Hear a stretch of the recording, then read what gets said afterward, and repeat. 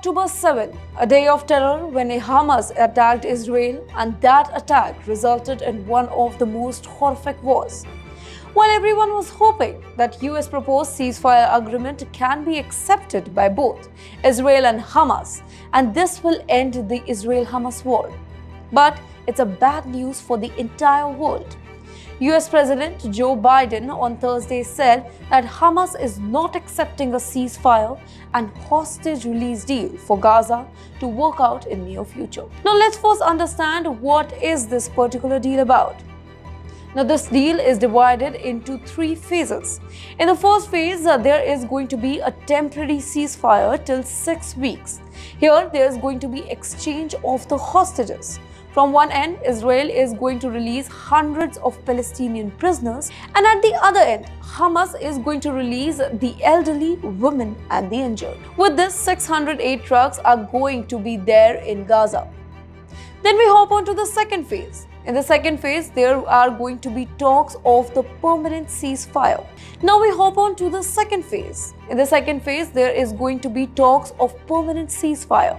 With this, there is going to be release of hostages. There, I'm talking about the soldiers. Yes, Hamas has to release the Israeli soldiers, and on the other hand, Israel has to release the militants. Now here let me remind you that if there is no negotiation of the permanent ceasefire, then the 6-week time is going to be extended. That means the temporary ceasefire is going to be extended till there is no midpoint. Then comes the third phase. After the permanent ceasefire, there is going to be a complete rebuilding of the Gaza city, which was completely destroyed because of the war. So in a nutshell, this was the complete plan of the US president, how they can stop Israel-Hamas war.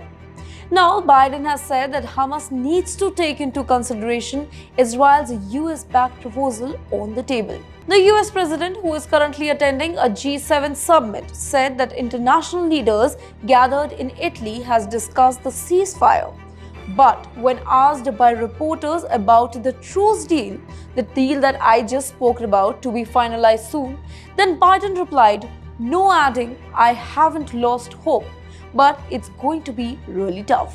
During a joint press conference with Ukrainian President Volodymyr Zelensky, he further said that I have outlined an approach that has been endorsed by the United Nations Security Council, by the G7, Israel, and the biggest hang-up so far is Hamas refusing to sign on, even though they haven't submitted something similar.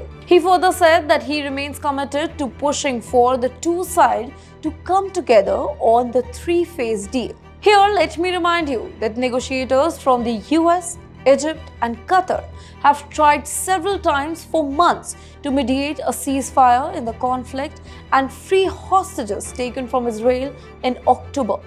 Now, more than 100 of whom were believed to remain captives in Gaza. For more such videos, do follow India.com's International Affairs.